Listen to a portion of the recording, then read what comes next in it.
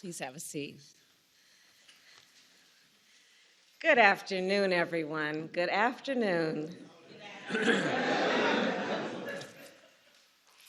So throughout history, Juneteenth has been known by many names: Jubilee Day, Freedom Day, Liberation Day, Emancipation Day, and today, a national holiday.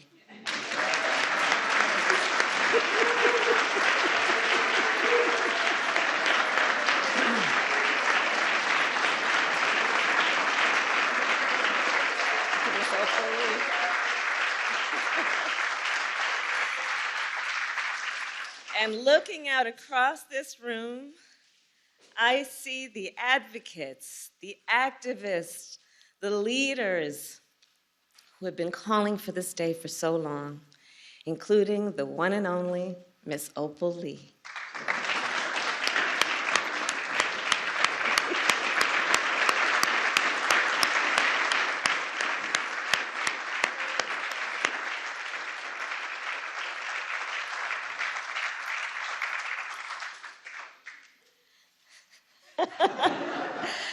Who just received a very special recognition from the President of the United States. And I see members of Congress, members of the Congressional Black Caucus, members of the United States Senate who passed this bill unanimously. And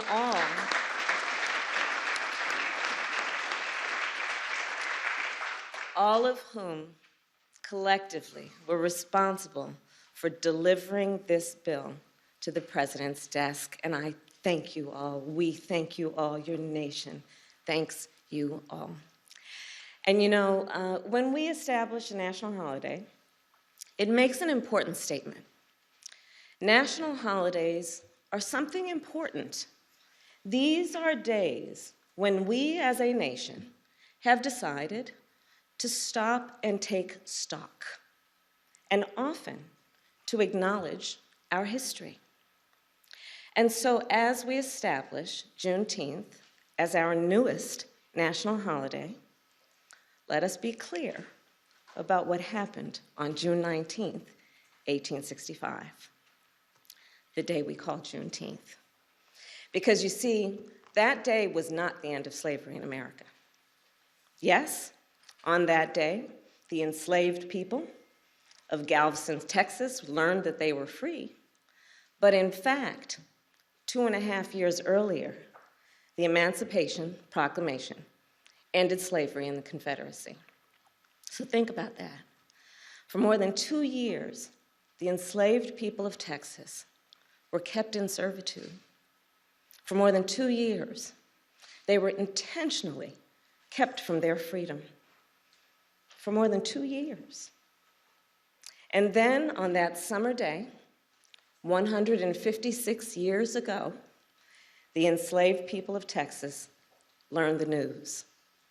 They learned that they were free, and they claimed their freedom. It was indeed an important day.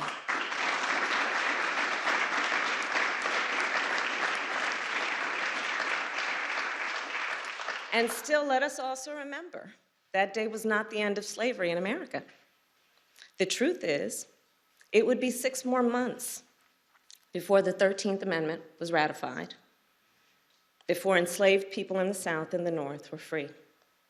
So as we commemorate the history of Juneteenth, as we did just weeks ago with the history of the Tulsa Race Massacre, we must learn from our history.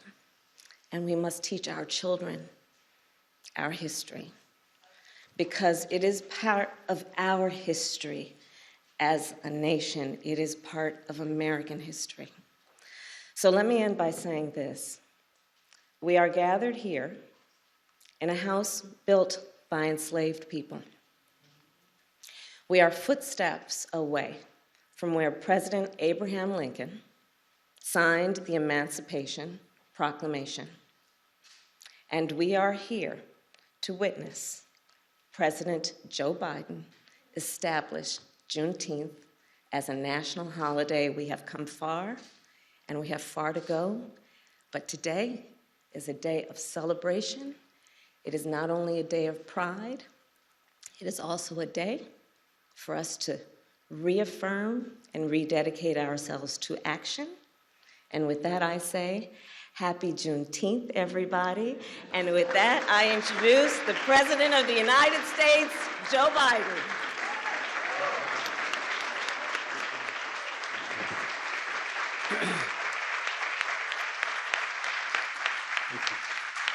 Thank you. Well, thank you, Madam Vice President. 156 years ago, 156 years, June 19th, 1865. John, thanks for being here. Major General of the Union Army arrived in Galveston, Texas, to enforce the Emancipation Proclamation and free the last enslaved Americans in Texas from bondage. The day, as you all know, and we repeat some of what was said, became known as Juneteenth. You all know that. A day that reflects what the Psalm tells us. Weeping may endure for a night, but joy cometh in the morning. Juneteenth marks both the long, hard night of slavery and subjugation and a promise of a brighter morning to come. This is a day of profound, in my view, profound weight and profound power. A day in which we remember the moral stain, the terrible toll that slavery took on the country and continues to take. What I've long called America's original sin. At the same time, I also remember the extraordinary capacity to heal and to hope and to emerge from those painful moments in a bitter, bitter version of ourselves, but to make a better version of ourselves. And today we consecrate Juneteenth for what it ought to be, what it must be, a national holiday.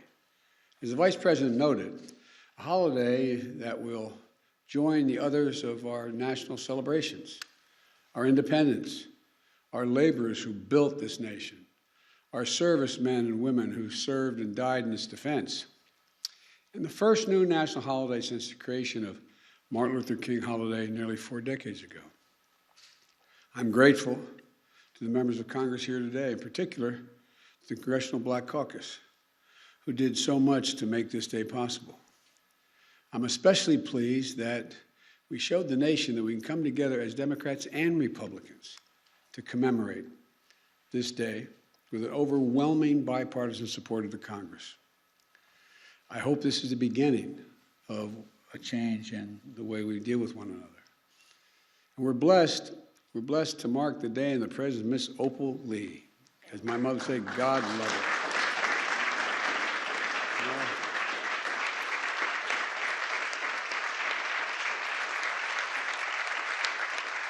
I had the honor of meeting her in Nevada more than a year ago.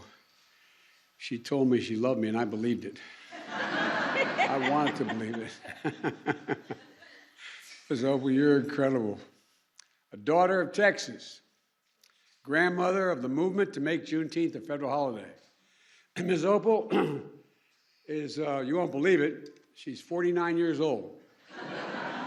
Or 94 years old. But you are an incredible woman, Ms. Opal. You really are. As a child growing up in Texas, she and her family would celebrate Juneteenth. And Juneteenth, 1939, when she was 12 years old, a white mob torched her family home. But such hate never stopped her, any more than it stopped the vast majority of you I'm looking at from this podium. Over the course of decades, she's made it her mission to see that this day came. It was almost a singular mission. She's walked for miles and miles, literally and figuratively, to bring attention to Juneteenth, to make this day possible. I ask once again, we all stand and give her a warm welcome to the White House.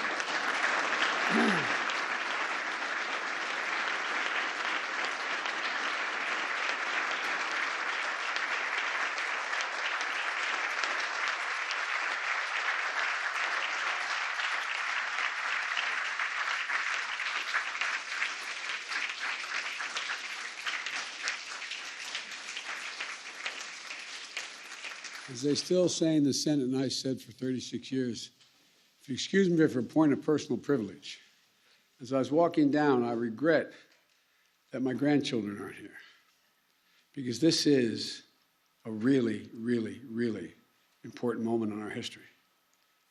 By making Juneteenth a federal holiday, all Americans can feel the power of this day and learn from our history and celebrate progress and grapple with the distance we've come, but the distance we have to travel, Jim. You know, I said a few weeks ago, marking the 100th anniversary of the Tulsa Race Massacre, great nations don't ignore their most painful moments. Great nations don't ignore their most painful moments. They don't ignore those moments in the past. They embrace them. Great nations don't walk away. We come to terms with the mistakes we made. And in remembering those moments, we begin to heal and grow stronger. The truth is, it's simply not enough just to commemorate Juneteenth. After all, the emancipation of enslaved Black Americans didn't mark the end of America's work to deliver on the promise of equality. It only marked the beginning. To honor the true meaning of Juneteenth, we have to continue toward that promise, because we've not gotten there yet. The Vice President and I and our entire administration and all of you in this room are committed to doing just that. That's why we've launched an aggressive effort to combat racial discrimination in housing. Finally address the cruel fact that a home owned to this day by a Black American family is usually appraised at a low rate for a similar home owned by a white family in a similar area. That's why we committed to increasing Black home ownership, one of the biggest drivers of generational wealth. That's why we're making it possible for more Black entrepreneurs to access capital, because their ideas is good, they lack the capital to get their fair share of federal contracts so they can begin to build wealth. That's why we're working to give each and every child 3 and 4 years of age, not daycare, but school, in a school.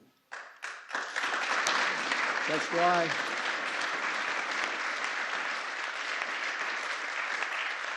we're unlocking the incredibly creative and innovation of the history of our historical Black colleges and universities, providing them with the resources to invest in research centers and laboratories to help HBCU graduates prepare and compete for good-paying jobs in the industries of the future. Folks, the promise of equality is not going to be fulfilled until we becomes real in our schools and on our main streets and in our neighborhoods. Our healthcare system, and ensuring that equity is at the heart of our fight against the pandemic. In the water that comes out of our faucets, and the air that we breathe in our communities, in our justice system, so that we can fulfill the promise of America for all people, all of our people. And it's not going to be fulfilled so long as the sacred right to vote remains under attack.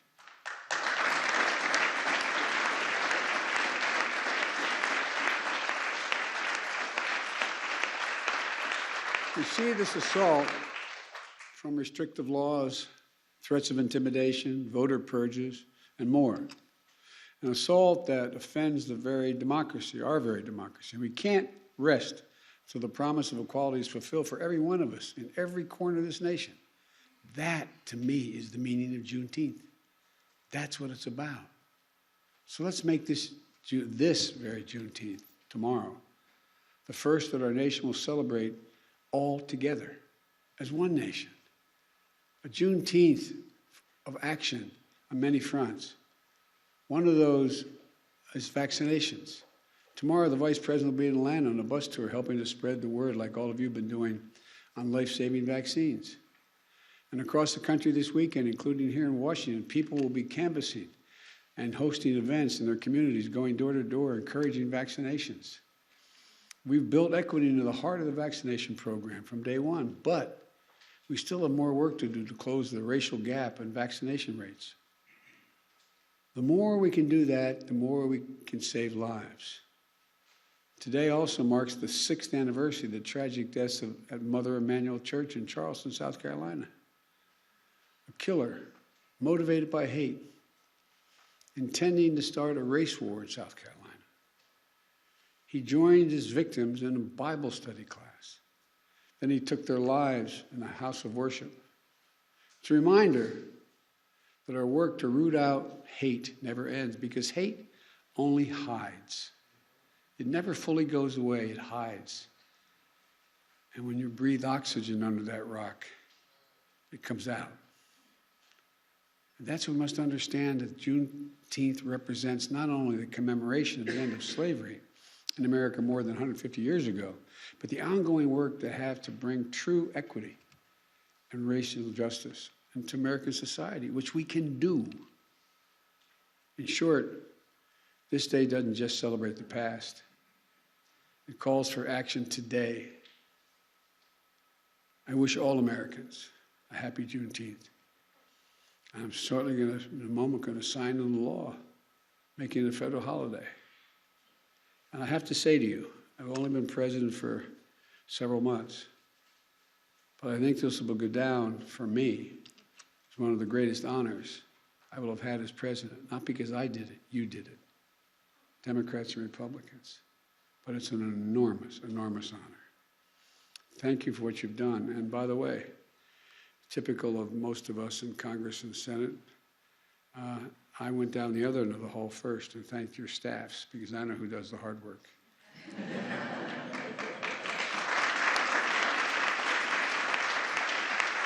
No, they're down there. They're at the other end. But I thank them as well. May God bless you all, and may God protect our troops. Thank you. Now,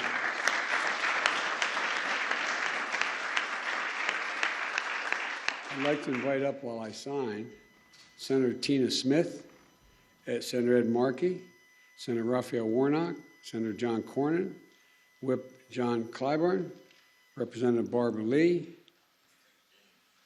Representative Danny Davis, Chair Joyce Beatty, and Sheila Jackson Lee, and Miss Opal.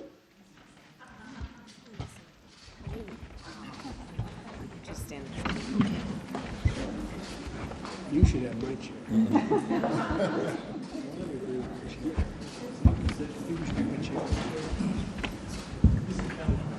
No? Okay. All right.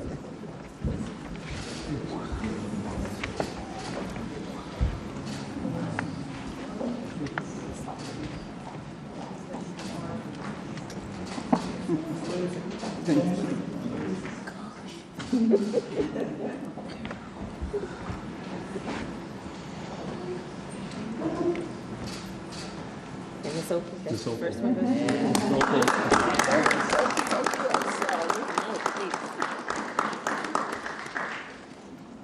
I never understand how Barack did this. He did it. Gotta make sure.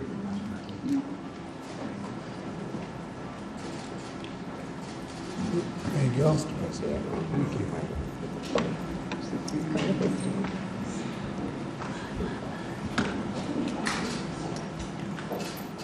Thank you, Mr. President.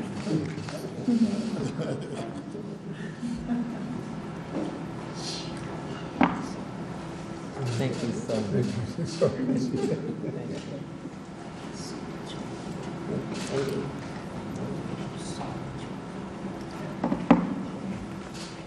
Thank you. I got 3 more. I got to make them more my name.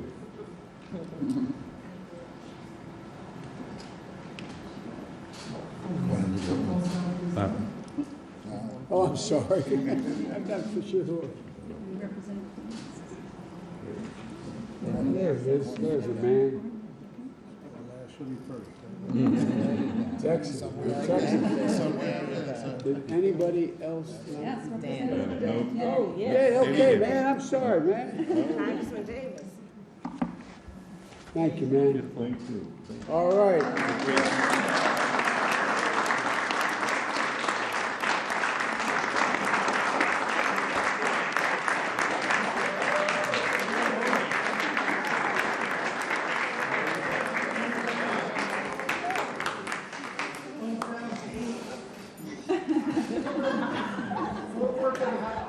Is Election Day next, Mr. President?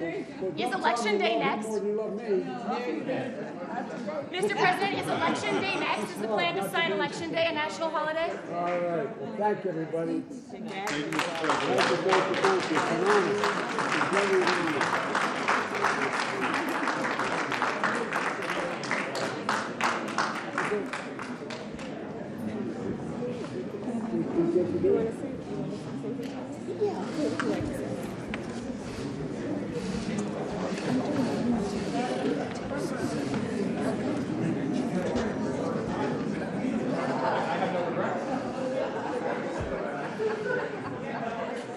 Congressional photographer?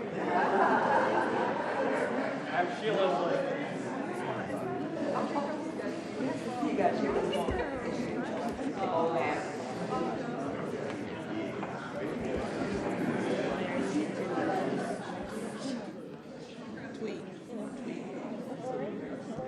Ladies and gentlemen, please remain seated while the President and the Vice President depart.